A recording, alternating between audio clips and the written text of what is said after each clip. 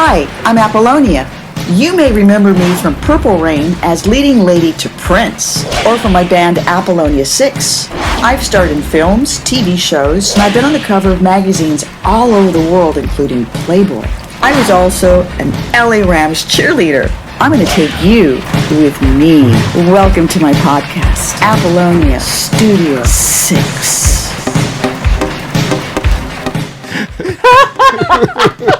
Okay, speaking of nice, tell us about your nice moments during Purple Rain. And this is before we get to the Oscars. Nice things. What I wanted to say, it was so Everything. funny. I think our dynamic is so clear. I think at one point he might have thought he was trying to be a method actor. Living this thing. Sort of, yeah, he was not maintaining some of his other duties. It was all about the movie. And I think he was trying to be a method in many ways. Tell me about Wednesday.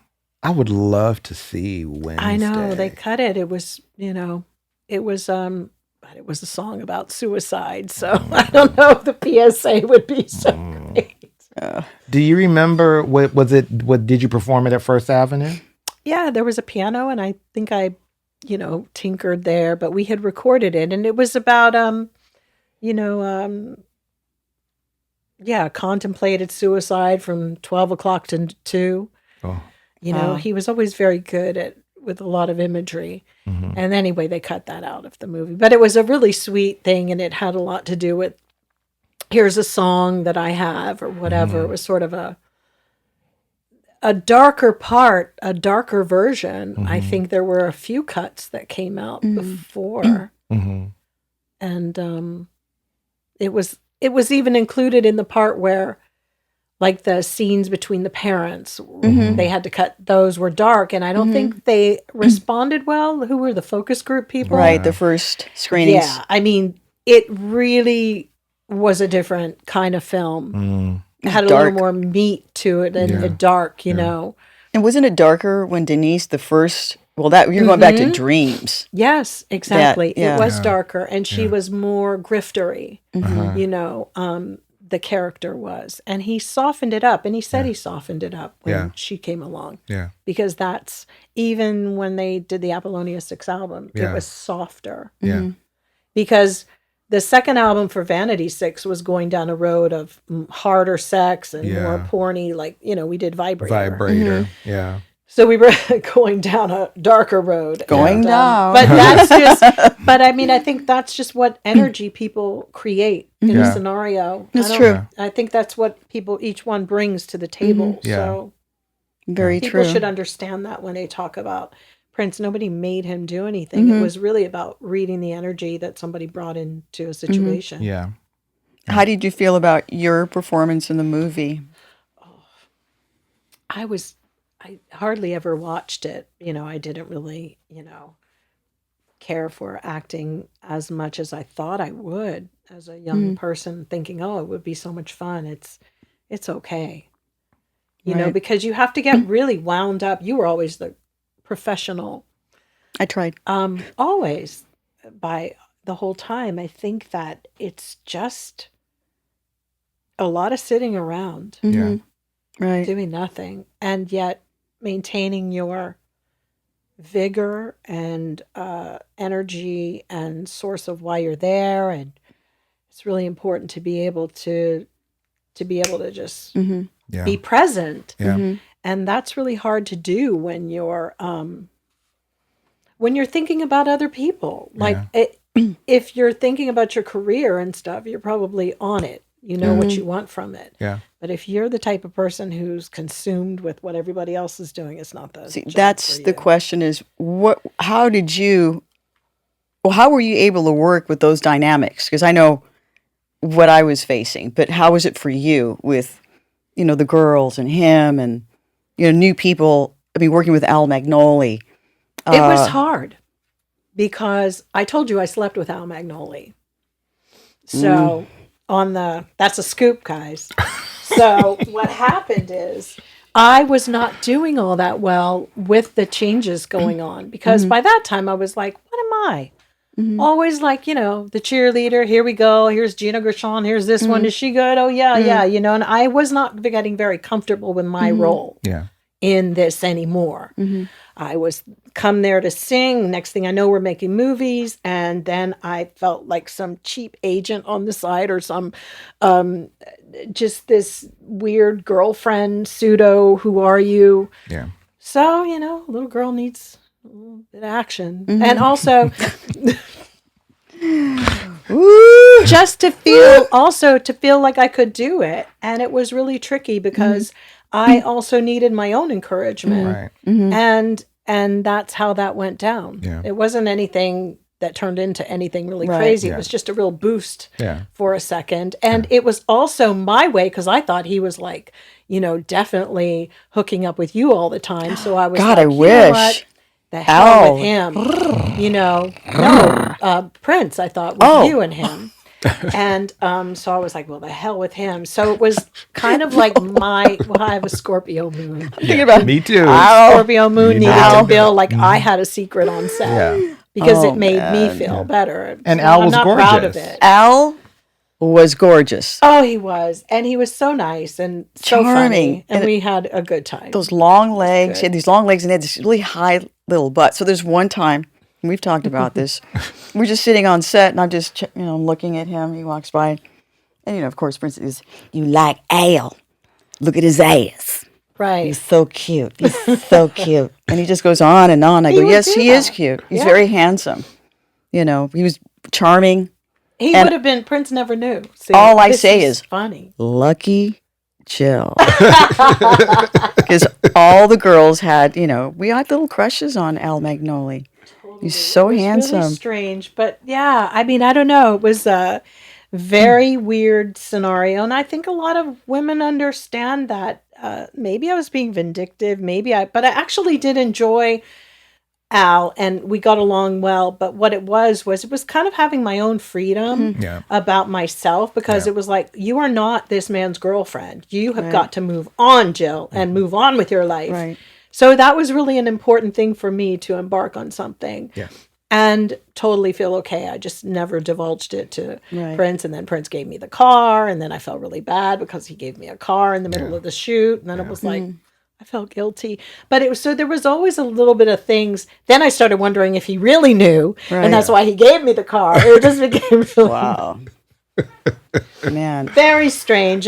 But those were things in the dynamic of, maybe because we were working partners, me and Prince, a lot musically, there were things you just could not afford to talk about if you wanted to still be able to work together. Right. I've talked to Seth a lot about the energy that he had. We were all pretty much like working, 6-7 days a week. We would work on set. He'd go back into the studio. He'd be working with you. He'd be doing all of the music. And then I had an intuition as a woman that there was energies of him with different women. Totally. And it was more like I was like this, right? It was like, kept my mouth shut, did my job, treated him with the utmost respect. And it was tough. It was really tough. I remember Al Magnoli saying that he gave you the advice to be tough on me while we were filming, to stay in character. I totally had no problem. Yeah. And then it was Kim Upshur. So one day, I remember I'll say it real quick. I was sick. He took care of me. And then I broke down in his house. I just like, I go, they all hate me. They're all so mean. And I was like, and Vanity left. It was like the devil left or something. And he just looks at me and goes, look at you. He goes, you're like a damn jellyfish. He goes, you spineless.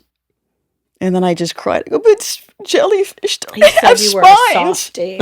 He said you were a softie. I was. And she's really nice. And I just got so upset with myself. I was like, damn it. He saw me sweat. He saw me break down. I was on my period too. And I was all, pimply and all. And I just remember thinking, that's it. I lost my power. He saw me cry, all girly. They're so mean. God. And I was sick. I got sick. I stayed Yeah, at his he house. legitimately said you were sick. I was sick. He took care of me. We slept in the same bed. He never, on my mother's grave, never touched me. So funny. It was incredible. But I was just like, He nervous, might have been playing the long game. I don't know. Nervous. It was like he treated me like I don't know, like a mom, and I really believe the way he treated me is probably the same way he treated Kristen Scott Thomas, actresses, right? I have a feeling that he's just like, you're going to do your job. And yeah, he, goofed around like saying, I'm going to fire you because this girl was really great. So you're lucky you're here. Do you know how lucky you are? Because I was going to hire her. Right. And he would just remind me I was going to hire, and he'd keep the tape. He'd just show it to me from time to time, take it out, go. And I was just like, So There's no way. yeah, it was tough for all of us. Anyhow, so now the dynamics in the movie, we end up at the Oscars. We get nominated, and I remember your dress, your hair, the car you were in. Tell me about your day. How did you get ready? Who got you ready? Are you talking about the Oscars or are you talking about the premiere? The premiere. The premiere. I don't even remember the Oscars. it. I remember sort of, the premiere, but I don't even really know how I got there and who I came with. Right. That was I know wild. I saw you guys. I don't even know if I even had tickets. Did you go to the... I felt like I had to go and tell people, hey, I'm in the movie. That happened to a lot. Yeah. Because it was really just Nobody, chaotic. said, hey, Jill, here's your, you go in and your name's on the list. I swear to you, I feel like somebody dropped me off on the corner and I walked up. Mm-hmm. And then the Palace afterwards. I remember being at the Palace. That was but fun. I don't even remember. It's really a blur. Yeah, I don't remember seeing it because I remember getting up. I have never sat and watched the entire movie from beginning to end. Me either. Because they take you away at the beginning or right near the end. You got to go do press. Right. So I've seen it in increments and bits and pieces. Yeah, me too. Mm-hmm. And so it's kind of a blur. I don't even know. Where was it? The Chinese theater. It was at the Chinese Grauman's back then. So it's so strange. I mean, there are times people have come up and tell me a story of something I was involved in. I'm like, really? I know. I yeah. just don't even know. I'm like, okay. Yeah. So now, after the premiere, then fast forward, we get nominated. The movie gets nominated. Prince is at the Oscars.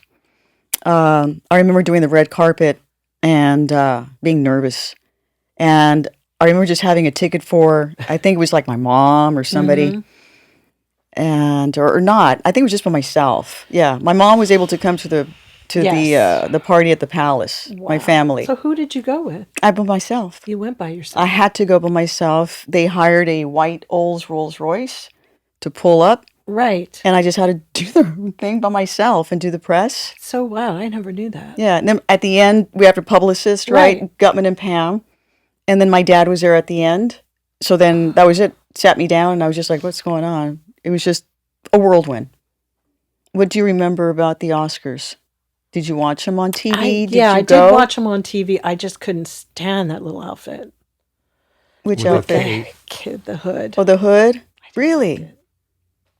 Really? Because he was small, and I didn't think it just was too. I just didn't like it. I thought he would at least take it off at one point. Maybe because he was shy? Do you think he was trying to cover? I just didn't think it really was the best for his stature. No offense. It was just sequins are heavy and drippy, and I hate that. I don't know. I wonder. It was very Yoda-like or something. Yoda. Really? No, I mean not. Yeah. It was just heavyish to me. It didn't have a nice lightness to it, which is one of the nicest things about his personality. Yeah. Not the heaviness of him. You know. So you see he had that such a nice long neck. It was like to put that just didn't, and the hair smushed. I never liked it.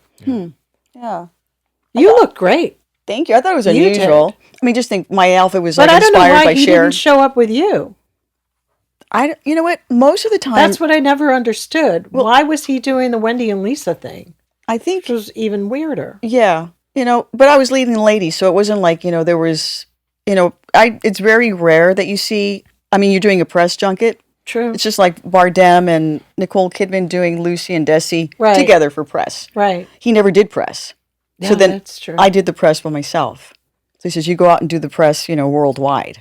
And I think what it was is that he'd already moved into doing the next album, so he showed up looking like he came from around the world in a day. Or what was the second album after? Yeah, Around the World in a Day. Mm-hmm. So that was such a split for me that I don't know. I didn't really care for all that. They all looked like, they were in a coven.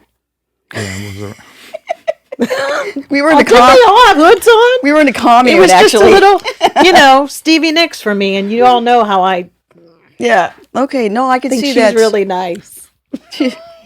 Jill thinks a lot of people are super nice. That's why we love Jill so much, because they're so nice. But speaking of Round the World in a Day, it actually segues into my next question, which was, it's pretty common knowledge that she's always in my hair. Yes. What a great song. Yeah, everything coming to the tipping point. That was a tipping point song. Okay. Do you remember did he tell you, I wrote this about you? Yeah, I mean, the thing is, there were so many things happening during that time after the fame of Purple Rain, and then they all come out. Everything comes out. Everybody and their, girl who they want to make a singer or this or that, or they needed songs, and that's how Sheena Easton got into the fold. And took potentially one of my songs, which was Sugar Walls, which should have been your song. And so by that time, I was Really? So I was kind of fed up by this point, because I was supposed to have had my album, and I was just like, I am tired of singing. Eternity was another one that I sang that ended up for her. All of it, and I was starting to crack under the pressure, and understandably, and things were changing. Even things were changing. Chick was even different. Really? You just, Chick was a bit different. No, I'm not trying to slant anything, and I won't really elaborate, but everybody got a taste of this fame. And so everybody became a little more, I don't know what was going on. Things were different. The dynamic between him and Chick was changing. So then that opens the door for other people to come in and replace their relationship. So a lot of unsteadiness shifted again, like, what happened when he changed from Dirty Mind to doing the 1999 thing. Everything started changing. Fundamentally, people who were on the day-to-day were shifting gears, because he also became a little bit more demanding of people's time. Yeah. And so She's Always in My Hair came as a result of all that craziness. And he gave it to me. I was, staying at his house. And Kim Upshur was there as well. And we just got into it, me and Prince, about, I left some orange juice and some peanut butter on the counter, and he was annoyed that it was there, and I was like, you just don't really want me to be in the house anymore, and which was, I know I was right. I was like, you just don't want me, and then Kim was like, I gotta find a place to move to, and Kim was his girlfriend from years before, and she and I were friends, and it was just a lot of chaos going on, and so then I just sort of like rearranged his house one day while he was in the studio. And then somebody called and I said, and enjoy your house. I'm going to the hotel or whatever. And that was, I'd had a temper tantrum and just rearranged his house. And it was Sylvie Vartan's house. Oh, we love were her. renting, and Johnny Holiday. He was renting she their was out house. there? Well, we were renting her house at the time. In Minnesota? No, it was here. Here in L.A.? In Beverly Hills. So I had enough. I was like, so he doesn't want me to stay at the house anymore. So then I moved out, and that was that. Okay. And then he wrote the song. Okay. So now we're pushing, beyond the movie into Paisley Park and her solo. The solo album. I want to talk about, I love the solo album. The solo album is iconic. Mia Boca. Two songs I want to talk about specifically. because we've talked about this, that really by that time, really you and David Z really did that album for the majority of that album, correct? Totally. Yeah. Yes. Yeah. David Z is often overlooked on this because everybody thinks that Prince did it, but it was really David Z who made sure it got finished, completed, and done. Yes. It was just seriously. That's wonderful. It was, thank God, because Prince had gone off to, and Prince trusted him enough. He knew how Prince produced. It was definitely, they would send things back and forth to France or wherever he was. And, but yeah, David made that happen. Yeah. Violet Blue, my favorite on the album. Prince did produce that one. We were Prince did together Violet on Blue. that one. Yes. Okay. And then one of my other favorites is a B-side, Baby Cries. That was written by me and Angie Stone and 2 other people. Yes. Nice. Yes. We totally produced that one. Yeah. Angie Stone. Okay. Yeah. Love Angie. She was my backing singer, and she guided me and helped me through dealing with that whole thing of possibly going on tour and rehearsing and not having it happen and all of that. And as fate would have it, whereas Prince denied me from going on the tour, he ended up we would always try to steal the musicians that I had, always. But, later on, I think he worked with Angie. But yeah, that was just how it was. Yeah. Prince started having too many irons in the fire and couldn't really deliver a lot of what he promised. Do you think he was getting sloppy because there was so much, it was like a conveyor belt? Next. I heard you say that in the last show. I think you're absolutely right. I didn't even know. I started doing the research, and there were so many different artists that, you and I did. I don't know. I don't mean any disrespect, but I just didn't know who they were and that they were there. There was just so many people. And I think that he thought he could structure his whole label this way and just keep saying, yes, okay, we'll do this, and I'll give all my songs to these people. But he really didn't. He lost interest in things, and he wasn't monitoring what was happening at all. Do you think that was probably the reason that Paisley Park didn't become what it could have became? I think he wanted to see himself as a great businessman, but I don't really think he was a great businessman. I think he should have focused on being a great person who could hone talent and make it happen for people. But then that would mean that he would have to be a little less generous, maybe, or maybe more generous. I don't know. Yeah. Okay.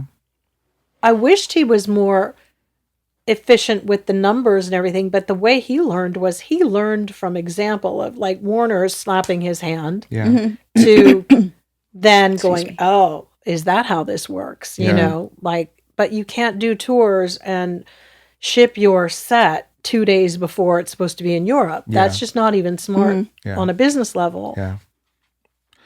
Yeah. I always thought that, that if he had loosened up control a little bit, Paisley Park could have been unbelievable. I mean, just think about if he had allowed Jam and Lewis to do their thing under the Paisley Park umbrella, how big Paisley Park could have been. If you're right. The people, if you could have just allowed people to explore their talent underneath the Paisley umbrella. I think he wanted that, but I don't think he knew. Financially, he was incredibly generous with all of my projects and everything, and it's crazy. But then he would go into it. The business was shifting, because other people had figured out that they too could take pretty girls and make them sing. And then it turned into, now we need you to deliver the hits. And I think his management got a little bit too involved with how to disperse the songs to who and this one and that one. And I know that he gave his songs to Sheena Easton and all these people to break up where his monies were coming from. Maybe I don't know, but I think in the sale of those kind of transactional relationships, it really compromised who he was as not just an artist, but as a person that other African American people were relating to. Yeah. Because, Sheena Easton was white on white, sliced bread, white. And yeah, it worked for the crossover thing, but it all started to become incredibly calculated and very vanilla. Do you think he wanted vanilla? I mean, with like her, and then there's like Sinead, and you think about the other artists that Sinead, were he hated that like she did his song. vanilla. He hated it. Really? Yeah, because Steve Farnolli had left him by this time, and Steve picked up with her. And he did not like the fact that she could cover a song, and they did it so much better. He really did not like that. And then I think the vanilla, was to try to get across Crossover, right? Yeah. crossover. But there was a read on, from home base with our people that was happening that he overlooked, the Jimmy Jams and the Terry Lewises and everybody who slid right in because they knew what was being kind of overlooked. Yeah. And he still had the ability to write songs like Andre sliding in with Jody. Yeah. It was like, come on. Yeah. He, as far as like women on the women level, Andre kind of outpaced him on that. Yeah. Yeah, because Jody like came out of nowhere and Yeah. just was huge. There wasn't one woman that Prince had that outpaced Jody. Yeah. No way. And Prince worked well when he had competition. And Janet. And Janet. There was no way. He didn't have one. Yeah. Wow. When she came out, Janet, we were like, oops. By his friends that he gave a lot of shit to. Yeah. Right. Yeah. That was like, they were like, booyah. Yep. Yeah. Yeah. And then he just stopped doing it altogether. Yeah. Yeah. So, Graffiti Bridge. Yep. 1990. Yeah, that was, The sequel of Purple Rain, supposedly, right? supposedly, but not. Yeah. It was so strange because when Kim Basinger was involved, it was something else. Yeah. And she apparently had written this story of the angels and whatever. It was kind of like Wim Wenders, the angel movie. Oh, oh man. I'm suffering from AGE. What was that? Oh, AGE, me too. So it had the whole thought concept of like angels. Yeah. Out is your, I don't know. And then when they had their little thing, it went away. Yeah. And, that's somebody else's property. So he had to rewrite it. Okay. Right. I remember. And then we ended up with this other thing. Yeah. He said it was The Wizard of Oz, the way it was written. It was, remember his claim that he says, oh, no, it's The Wizard of Oz. And I honestly. Yeah, maybe. Yeah, no, it wasn't. But it was so there was always like an angel of good and bad. He always played with those elements of good girl, bad girl. Maybe that was his internal, clock. Yes, no, maybe, I'm good, I'm bad. And also with women. I think he projected that a lot on certain women were good and some women were bad. Yeah. And, God forbid you get the stamp, Yeah. Yeah. Yeah. So your scene stealing. Was I crying again? This is Graffiti Bridge. When you toss, it's a scene that I love. I saw the film, and she removes her panties and tosses them at Prince. How did that come about? Was that your idea or his idea? When I showed up there, it hadn't been written in. He wrote it while I was there. Because we were not getting along. I guess he basically felt that all interaction with me was like me throwing my panties in his face. That's when he said to me with the girl, I was like, oh, an old girlfriend. That's the vibe that was on that set. And then he wrote that. Wow. That's wild. And it really was the funniest scene. So he was really good at reading the room. Reading the room. Kind of. Yeah. Yeah. No, I have to mention it. And the cool thing is that you were able to meet and work with Seth's mom. Yeah. Mahler Franklin. Yeah. Who was in the movie. Lovely Yeah. woman. Prince loved, adored. I know. Yeah. Yeah. And I wish she could have kept the actual scenes that I don't know what happened in the editing process because some of those other scenes actually made the film seem like something. Yeah. And also it should have been shot on our location and not That's great. in a building. Yeah. Yeah. But your mom was lovely. yeah. Well, and that was the era when he was starting to develop these really resurgence of legendary unsung women Yeah. and putting them and featuring them in things. Yeah. They really. She started hanging out at Paisley Park, and You've got great stories about her there. well, yeah. Well, he was when he first met her, because they knew each other in passing, because a lot of his employees worked for P-Funk. Right. Billy Sparks, yes. Right. I didn't even know about that. Seth Billy. schooled me. Greg Brooks, Yes. Yep. Wally Seyfert, Quentin. Was Quentin? yeah, Perry up Quentin. A lot of them Yeah. did. Wow. So there was always a connection, and we knew. Actually, my mother knew Des Dickerson there? first. Oh, wow. So funny. And so they knew each other in passing, but the first time that her and Prince ever really spent any time together was when George was recording at Paisley, Right. and he was on Paisley Park. He was late. She was sitting in the studio waiting for him, Wow. and Prince kind of like just busted in the studio, and she was sitting there, and he was I think it startled him a little bit, 'cause his Right. eyes Of got course. big.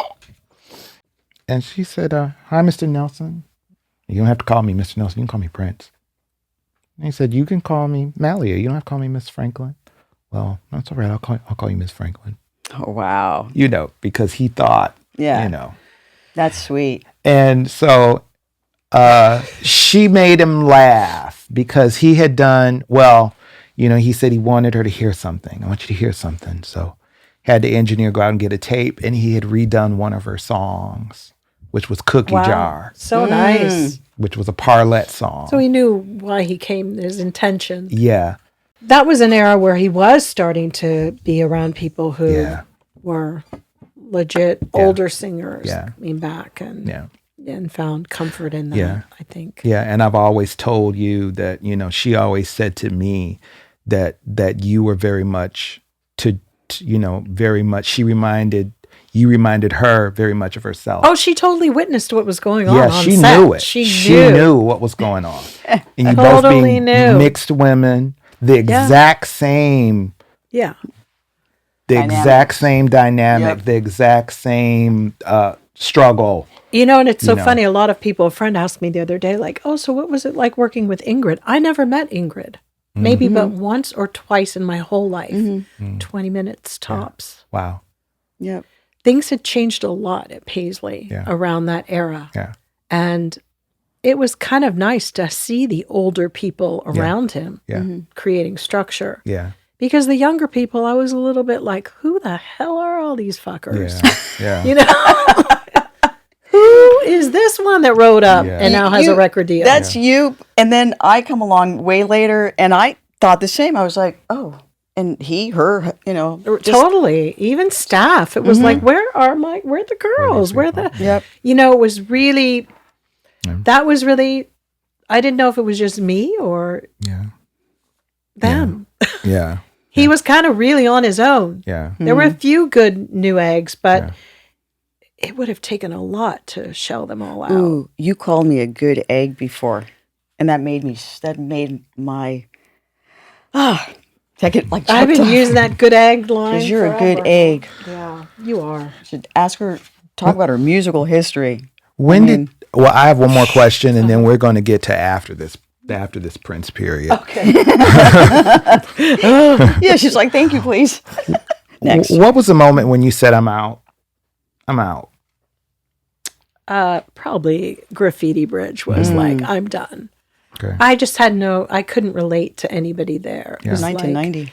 yeah, and time had passed, and I had been to Europe. I'd been living in France. I'd been back and forth, and I jumped through hoops, and I had been taking classes so much I could have joined the freaking Olympics because I was doing dressage at that point. It was like, good God, aren't you a singer? What are you doing? And Prince was paying for it. It just became like, we squandered so much time for what? I don't know what I was waiting for, and I don't know why he was so hell-bent on me waiting. But it really shifted when there were relationships I had along the way, boyfriends, things. And he would pull his card at times. I would be in Europe and he would be there and then call at 2. I want you to come over. We have to have a meeting. And I was like, a meeting at 2 a.m. in Paris? I'd be like trotting down Avenue Foch. And that was fine to a certain degree. And then something shifted as I got a little older. And I was like, hell no, I'm not even going to answer that damn phone. Yeah. It's going to the answering machine, you know? Yeah. And I think that changed. And then I met my first husband at that time, right after. Yes. And that was Cameron, who was modeling. Wow. For the people who don't know, Cameron Alborzian. Snap. Jill's first husband is Cameron Alborzian, correct? Mm-hmm. He was a male supermodel at the time and was the leading man in Madonna's Express Yourself. Mm-hmm. He was the face of Guess, Versace. He was. You know what I just remembered? I was just thinking about with the Guess ads. Mm-hmm. I was remembering when he did the Guess ads, how much hate mail he got in America. Really? See, because I was thinking, wow, all signs were pointing that this country has been racist for so long. Mm-hmm. The hate mail that the guys from Guess, Marcianos, and they didn't care. They continued to use him. Was like, get that spick, blah, blah, blah, off your campaign, off of this magazine. What's he doing with this blonde, whatever. It was horrendous. Wow. I wanted to say something about that. I totally had forgotten. Wow. It was hateful. Wow. Hateful. It's been like that here for so long. So when I think about all these people and these movements that we've all, people of color, coming up in this place, you know, they're lucky that, you know, that this country has any culture at all, because really the culture that it looks like it's been having is, you know, sitting around, you know, having lynchings. Yeah. Right. Yeah. But seriously, the people in this country, what advertisers, marketers, how far we've come is pretty amazing. Yes. Yes. But that's who Cameron was. Yes. That's who I Jill's married. first husband. And they had a beautiful baby girl. Well, she's not a baby anymore. No, she's not. Azucena, yeah. Zuzu, who we call beautiful Zuzu. Zuzu. The voice. The voice. The Just face. An amazing singer in her own right, songwriter. Beautiful. Sophia Loren, as I'll always Does look call like her. a little young Just She does. gorgeous artist, and check her out. She's unbelievable. She's amazing. So after meeting him, and I had 3 more years on my contract Yes. with Prince, Yes. and he wouldn't let me out. He wouldn't let me go, and he wasn't picking up my options either. So I spent a lot of time trying to like fight this and have attorneys and all this legal stuff, and it was a nightmare. And then finally, I was like, I'm just going to wait this out. And we went back to Europe, and we lived there, and then I came back, and then I was having my daughter, and that was basically, it just ended. Yeah. I had some communication with them before it ended. He was in the middle of like something with Steve Farnolli, some kind of defamation lawsuit. And Oh, no. the attorneys had called me to ask me if I'd ever said anything. What happened is I was at a restaurant and I was talking to a girlfriend of mine, and somebody at another table overheard something I said. And then they wanted to depose me for this thing because of something I said that somebody at that restaurant on La Brea, it was like this big cavernous place. I was running my mouth. And Oh, no. anyway, and I was like, look, they were like, well, don't you have something against Prince anyway because you've been stuck on your deal? And I was like, you know what? I don't even have to talk to you people anymore. Right. And they were like, and then I remembered saying, because I'm done with you all tomorrow. Yeah. Actually, tonight at midnight, I'm done. We're done. I'm free. I'm totally free from you fuckers. Wow. And I was pregnant with Zuzu at the time. I remember that. Yeah. And I was like, and how dare you? You want to depose a pregnant woman? Be my guest. Bring me in. I got a lot to talk about. You know, I was always selling wolf tickets my own damn self.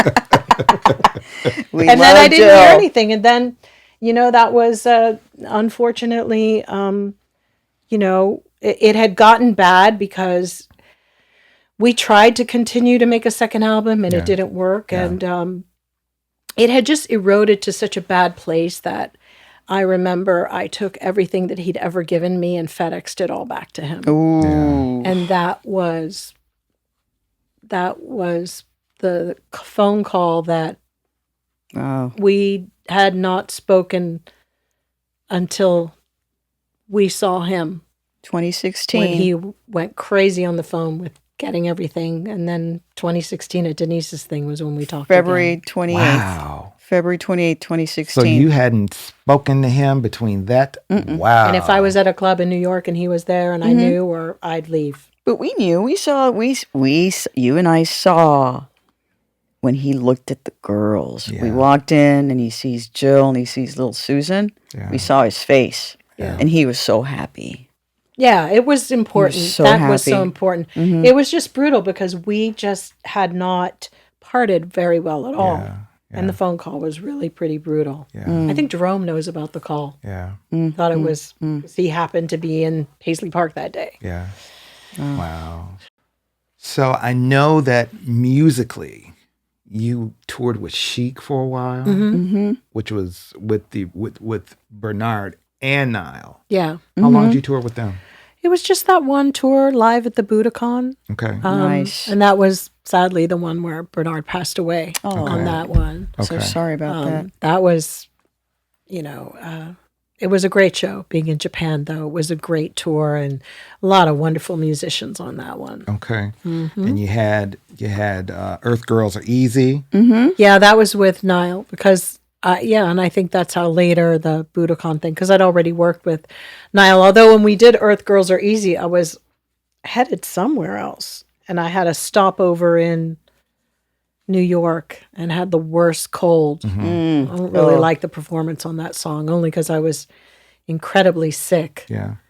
Yeah. And I remember I actually had to stay at Naomi Campbell's house that night. Oh, wow. Yeah, she was an old friend of mine. Okay. And I was sick as a dog, just a really bad flu. You can hear it in the song a little bit. Okay. What a trooper. You're a liar and it took me forever. Sounds really like But you did it, poor though. Niall. Because I had to be in London like the next day or something. It was like Yeah. a really time constraint, or he had to be somewhere. And then you did Call Me with Giorgio Moroder. Yeah, that was a tribute album with Todd Terry. Okay. And Todd's fabulous. I mean, legend. Yeah. Dance. And then you did a great CD with Chris Bruce called Two, Yeah. which I love, Pissing All Over the Sun and Yeah. all of that great stuff. Chris is my brother. Love Chris. Yes. And Lisa, look at this. Lisa. Wrote that song. Yeah. And then you did, in 2016, an unbelievable song for Prince after he passed away called I Miss You. And you and I, just the two of us, unbelievably, rented a space in downtown LA and did. I still watch that video. It's and- great. and I know. I look at it and I say, me and Jill did that. It's beautiful. All of it. By the way, yeah, somebody actually put a claim on that. Well, I have What? to talk to you about this afterwards. Yeah, there's this funny thing in internet land. There's one company that if you don't do certain things, it's a Russian company that claims people's stuff. Really? Yeah, at will. And you almost always have to fight them to get it back. Oh. I'll Well, tell you about it. okay. It's like it is a scam. It's how they, on YouTube, and they need to do better because it is a way to capture whatever you've earned from it very quickly. Wow. Yeah, Okay, yeah. and they just allow these companies to exist. It's Okay. horrible Okay, yeah, let's talk about that. because the platforms are always great. They Yeah. just don't have great security to Gotcha. monitor any of this shit. Gotcha. Yeah. But we had a great time doing it. We had a great I loved time. it, and yeah, we did it You did the fast. wig, and we had everything to recreate Yeah. that whole. Yeah, it was a Recreate nice the look. tribute. I thought it was tasteful. Yes. It's and beautiful. It was an emotional day. Mhm. And but I think it turned out beautifully. We did the whole thing in 7 hours. Yeah, It was gorgeous. And we were taking some pictures and we just had this little orb that followed us around in all Totally. the pictures it all was day. there all day. Yep. All day. I believe it. And it was it was I really. think it was an important thing to do, and Yes. it was important for his memory and Yes. to get some kind of closure Definitely. from that. It was beautiful. Everybody kind of had to have that Yeah. out of all the groups of us. Yeah. Yeah. No, it was tough. Tearjerker. Yeah. Yeah. And then 2017 April, and we flew on Deplete My Spirit to meet you. I have pictures from that Yeah. of us on that plane. The nap. We won't get too deep into it. Yeah, we won't. But We had some issues. yeah, we had some issues, but we flew to Minneapolis to celebrate the 1 year anniversary of Prince's passing. Prince's passing. We were supposed to all go to Paisley Park. And some things happened before Jill and I got there. Apollonia and Susan and Brenda had arrived first. Right. We'll save that story for a future episode of Apollonia Studio 6 Right. At Paisley Park. at Paisley Park. I wish I had my little fart machine thing right now so I could, Yeah. no disrespect to Paisley Park, but just the incident we'll talk about. Yeah. Crazy. But me and Jill, after having some issues with the airlines, oh, God. we arrived. I know. Spirit Airlines owes us. I remember that. We arrived. If you're 1 minute late for that old airline and you're standing in the line, we were standing in the line. it was like we were in a really bad sitcom. Yes. It was like, are you joking? We're like standing here. Yes. Like it was like, like we were in SNL skit. Yes. Right. Like, okay, it's breakfast, now it's lunch. Yes. I'm sorry, no lunch for you. No lunch. No soup breakfast. for you. Yeah, no soup for you. It was just like that. So horrible. We ended up getting there at about 11 o'clock. And we won't get into what happened that night. But the next night, we were supposed to be going to see The Time. And we were told we could not go, even though we had passes At Paisley. Right. Right. Yeah. to go. We were refused entry. Sorry, Morris. Sorry. We were there. But we were there. And but we did go to a beautiful event thrown by Prince's brother Omar. Right. Omar Baker. Omar Baker. We had a great time. I think there's there's videos and Right. and pictures on our Facebooks and Instagrams Yeah, it was lovely. and stuff. Me and Apple and It was really nice. Jill and Dez and All of us up and there. Susan, Andre, yeah. Andre. We were all together at the table. It was really cool. But the next morning, me and Jill we just took a little stroll in downtown Minneapolis. And it was so cool. Jill was showing me all the different little hangouts and jaunts. And oh yeah, we used to go. Yeah, Hennepin Avenue around Yeah. that Oh, area. man. Yep. It really was. It was really cool. Such a cool little town. Yeah. And there was a really special moment. This is what I'm getting to. There was a really special moment. We were walking down the street, getting close to First Avenue because we were staying across the street. And we started seeing these little kids running past us dressed like Prince. Oh. These little like 5-year-olds and 6-year-olds. Yeah. And they're just running past us and they're dressed like was Prince. cute. And it was the cutest thing ever. And we're like, what's going on? These little children. That's so cute. And we're hearing Raspberry Beret like in the distance. So we're walking and we get pretty close to First Avenue. And Jill, it was a little girl and a little boy and their mom. And Jill asked if she could take a picture Yeah, I did. with the little kids. And all I will say was the Paisley Park incident.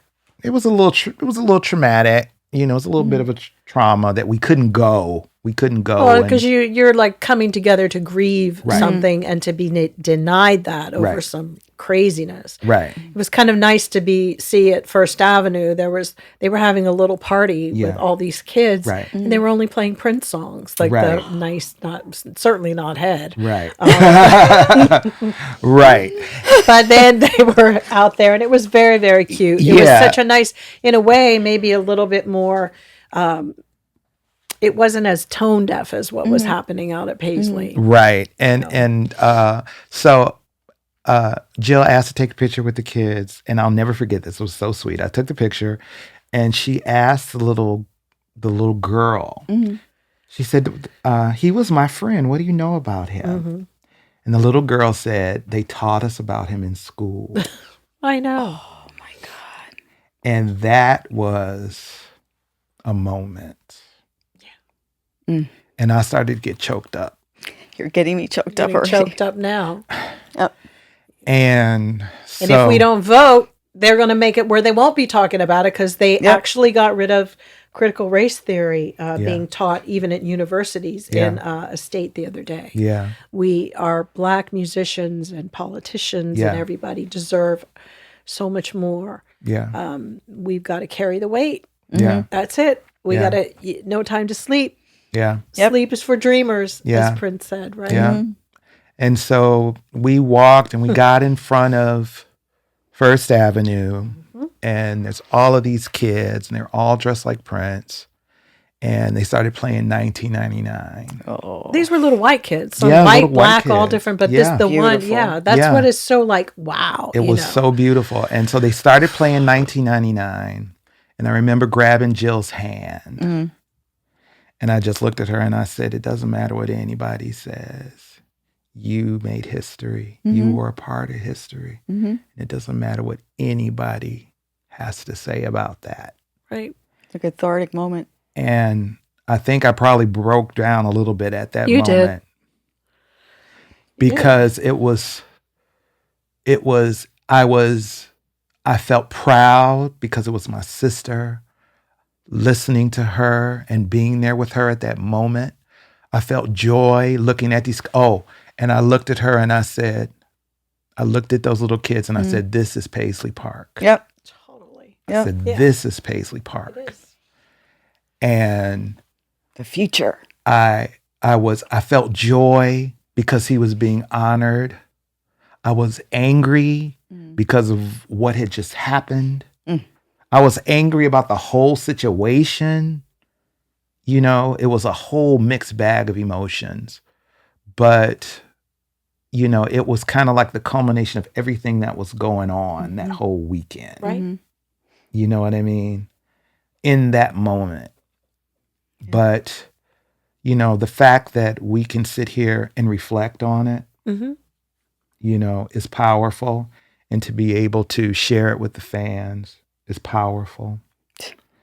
And, you know. In that town, yes. Because now the town has revealed itself to be what it is. I think that, you know, it's quite shocking. But, you know, the amount of talent that came from the town, it's, you know, and it's not like Detroit. On one level, you still have a foundation of, we know that Motown came from Detroit.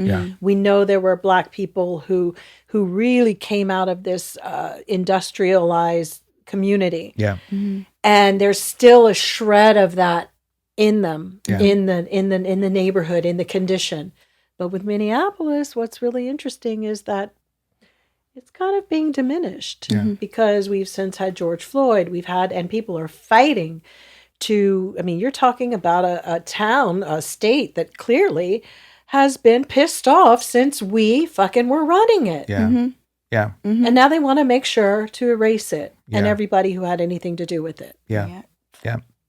Well, on that note, tune into Jill. Jill is a co-host of a podcast. What's the name of the podcast? State of Things, with my friend Aisha Staggers and my other friend from Toronto, Dr. Vibe, who gives us a big, he's from Toronto and Canada, and we have a network that sort of, you know, reaches all over, speaking about politics and how we as people of color and can try to affect some kind of change and impact. And it's sort of like a no BS type of conversation. Yeah.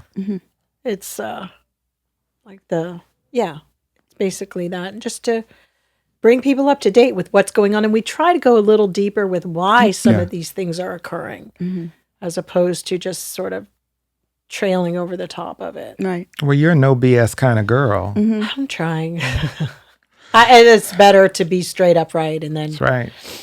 That's right. at the end of the day. Yep. I don't know. All right. We're going to hit through this. We're going to do a lightning round. Oh, I was of wanting to Seth's do 10 these. questions. I couldn't Let's remember what they were do though. it. I was like, maybe it's good I don't remember his question Okay. All right. from the last show. Tell me one thing about you that most people don't know. I'm really like a hermit. Okay. What is the best part about being Jilljones? That I always find a way to laugh about something about myself. I just laugh. What's the most challenging part about being Jilljones? Dealing with the squandering of time. What's been your highest career point to date? I don't know what it is. I really don't know what a career, how do I evaluate that, by money or what? I don't know. Okay. Maybe, I don't really know. I don't know. Maybe it would just have to be the movie most people would think would be the highest thing. But working with Ryuichi Sakamoto was pretty high for me. Yes, you do. I always wanted to work Yes. with Sakamoto, and I got Yes. that opportunity. Biggest career regret?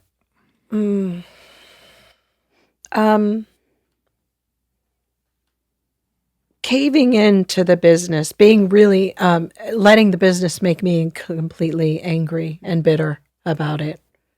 What's the biggest public misconception about you? That I can't sing. What's the craziest rumor you've ever heard about yourself? Oof. Craziest rumor. That I'm 5 feet tall. Oh, let's hear. 5'2". If sex were a food for you, what food would it be? Oh gosh. Sorbet. I don't know. If you could take places with one person for a day, who would it be and why? Trade places with one person? The Pope. And why?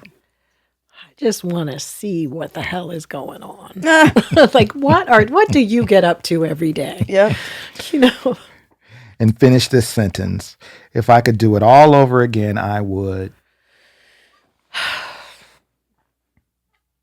Probably not change anything. Awesome. I think it all works out. It all comes out in the wash anyway, what you're supposed to be doing. That's right. Great.